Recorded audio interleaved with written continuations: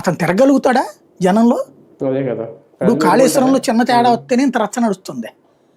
ఊర్లు మునిగిపోయి కొట్టుకుపోతాయి ప్రాజెక్టులో. ఓటేస్తారు రేపు పొద్దున, అధికారులు బయట ఉంటారు రేపు పొద్దున, ఉరి తీసి పడేస్తారు. అది ప్రభుత్వం అనేది ఒక అడ్మినిస్ట్రేటివ్ వ్యవస్థ అయ్యా, కాన్స్టిట్యూషనల్ వ్యవస్థ. నీ వాడే ఉంది తొక్కలో నీకు చెప్తాడు అంతవరకే కదా, ఎట్లా చెప్తామని అడిగా నేను. అప్పుడు కాస్త కెమెరా ఆపమని చెప్పేసి, లేదన్న మా వాళ్ళు చెప్తున్నారంటే, మీ వాళ్ళు చెప్పే దాంట్లో క్లారిటీ నువ్వే చూసుకో, ప్రభుత్వం పాలసీది అని చెప్పాను అనమాట. అప్పుడు నాకు డౌట్ వచ్చి, ఇంతకీ మీ దగ్గర ఉన్న దళంలో ఏ ఏరియా వాళ్ళు అని అడిగా.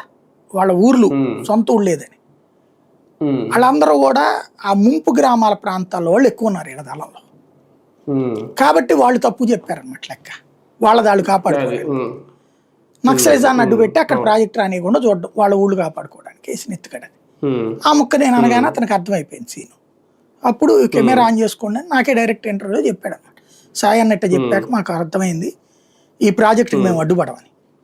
అప్పటిదాకా సిఆర్పిఎఫ్ బలగాలతో కట్టారు, అప్పుడు తీసేసి చక్కగా కట్టుకోగలిగారు.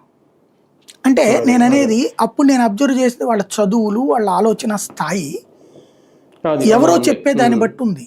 ఇది ఇదివరకటి రోజుల్లో చదువులు లేని గిరిజనులకు బాగా పనికొచ్చింది. ఇవాళ గిరిజన ప్రాంతాలు కూడా చదువుకుంటున్నారు. అలాంటప్పుడు ఎలాగా వీళ్ళ